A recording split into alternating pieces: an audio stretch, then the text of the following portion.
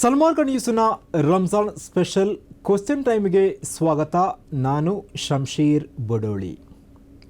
ಜಗತ್ತಿನೆಲ್ಲೆಡೆ ರಂಜಾನ್ ಉಪವಾಸ ವ್ರತಾಚರಣೆ ನಡೀತಾ ಇದೆ. 30 ದಿನಗಳ ಕಾಲ ಉಪವಾಸ ಆಚರಣೆಯ ಸಂದರ್ಭದಲ್ಲಿ ಪ್ರತಿದಿನ ರಾತ್ರಿ ತರಾವಿ ನಮಾಜನ್ನು ವಿಶೇಷವಾಗಿ ಎಲ್ಲ ಮುಸ್ಲಿಂ ಬಾಂಧವರು ನಡೆಸ್ತಾರೆ.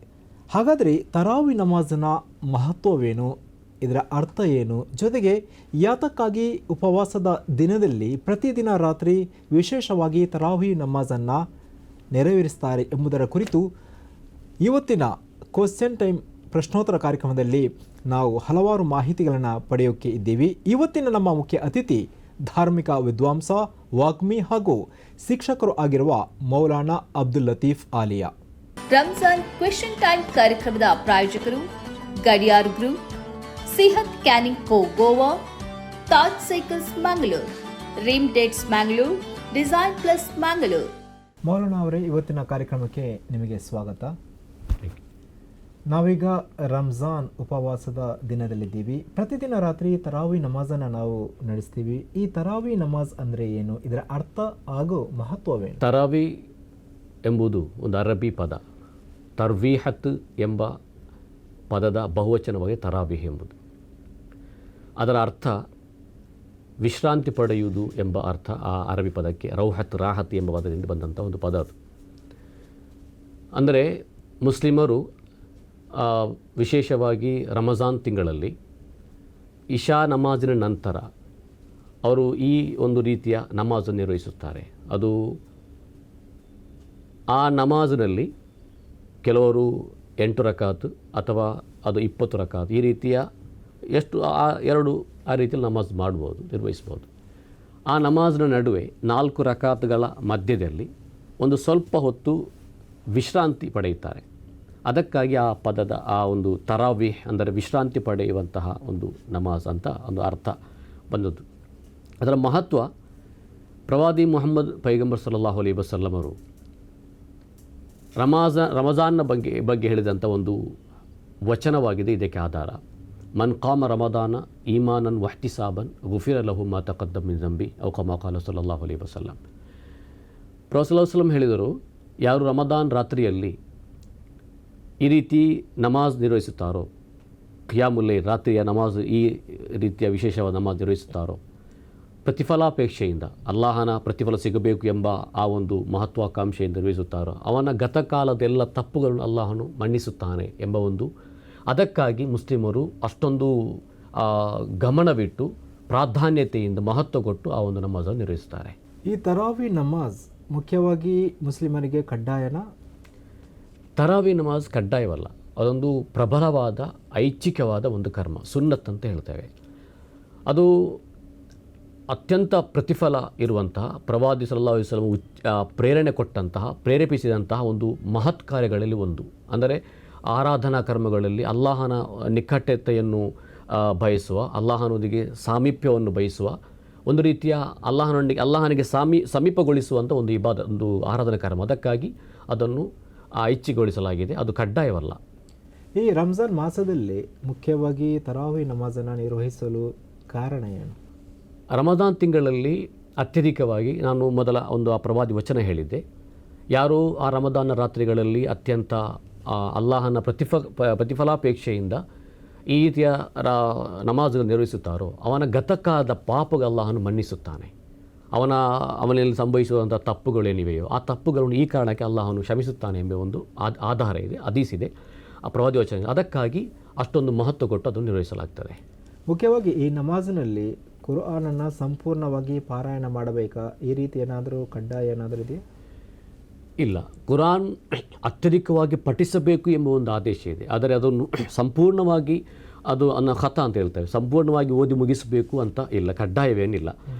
ಎಷ್ಟು ಸಾಧ್ಯವೋ ಅಷ್ಟು ಓದಿ ಮುಗಿಸ್ಬೋದು ಅಂತ. ಆದರೆ ಅದು ಅತ್ಯಂತ ಒಳ್ಳೆಯ ಕರ್ಮ ಎಂದರೆ ಅದನ್ನು ಸಂಪೂರ್ಣವಾಗಿ ಆಲಿಸಿ ಓದಿ ಅದನ್ನು ನಮಾಜ್ ನಿರ್ವಹಿಸಿದರೆ ಪುಣ್ಯ ಅಧಿಕವಾಗುತ್ತದೆ ಎಂಬ ಕಾರಣಕ್ಕಾಗಿ ಕೆಲವು ಮಸೀದಿಗಳು ಅದನ್ನು ಸಂಪೂರ್ಣವಾಗಿ ಕುರಾನನ್ನು ಓದಿ ನಮಾಜ್ ನಿರ್ವಹಿಸುತ್ತಾರೆ. ಮುಖ್ಯವಾಗಿ ತರಾವಿ ನಮಾಜ್ ರಾತ್ರಿ ವೇಳೆ ನಡೆಯುತ್ತೆ, ಇಶಾ ನಮಾಜಿನ ನಂತರ. ಕೆಲವರು ಮಕ್ಕಳನ್ನು ಕೂಡ ಮಸೀದಿಗೆ ಕರೆದುಕೊಂಡು ಹೋಗ್ತಾರೆ. ಇದರ ಬಗ್ಗೆ ಏನಾದರೂ ಬೇರೆ ಏನಾದರೂ ಅಭಿಪ್ರಾಯ ಇದೆ? ನಮ್ಮ 7 ವರ್ಷದ ಮಕ್ಕಳಿಗೆ ನಮಾಜ್ ಮಾಡಲು ಪ್ರವಾದಿ ಸಲ್ಲಲ್ಲಾಹು ಅಲೈಹಿ ವಸಲ್ಲಂ ಪ್ರೇರೇಪಿಸಿದ್ದಾರೆ, ಅವರಿಗೆ ಆದೇಶಿಸಬೇಕಂತ ಹೇಳಿದ್ದಾರೆ.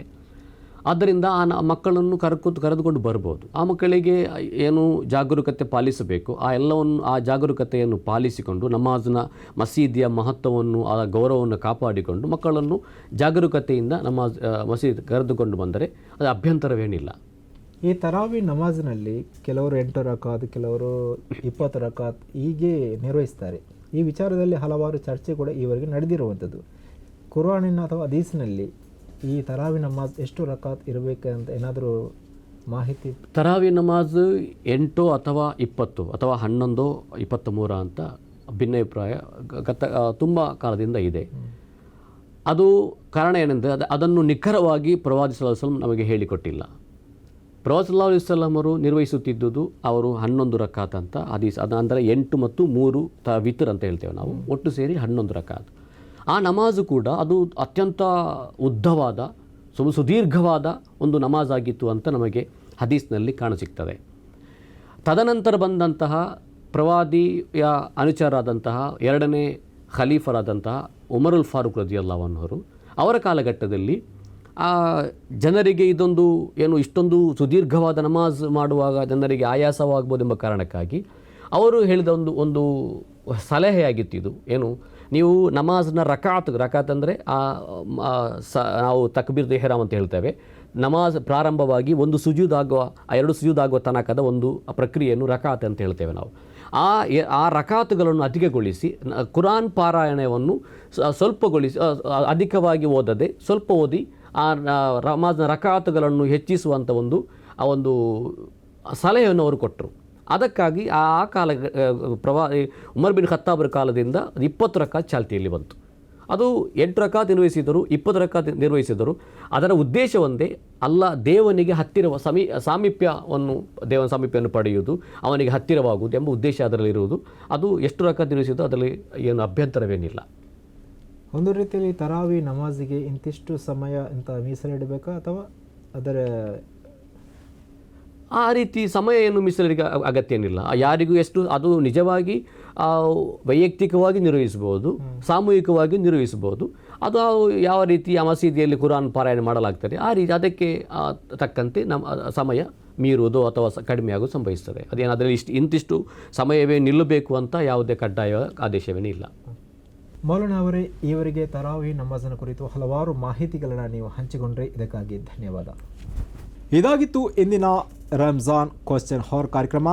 ಮತ್ತೊಮ್ಮೆ ಹೊಸ ವಿಚಾರದೊಂದಿಗೆ ಹೊಸ ಪ್ರಶ್ನೋತ್ತರದ ಕಾರ್ಯಕ್ರಮದ ಜೊತೆ ಬರ್ತೀವಿ. ಅಲ್ಲಿಯವರೆಗೂ ನೋಡ್ತಾ ಇರಿ ಸನ್ಮಾರ್ಗ ನ್ಯೂಸ್, ಸುದ್ದಿಗಳ ಸಂತೆಯಲ್ಲಿ ಸತ್ಯದ ಮೊಂಬತ್ತಿ. Your brand deserves more attention. More leads, more growth. From powerful digital marketing that drives results to smart software solutions that streamlines your business and high quality printing that makes your brand stand out. Tumbeja Publicity.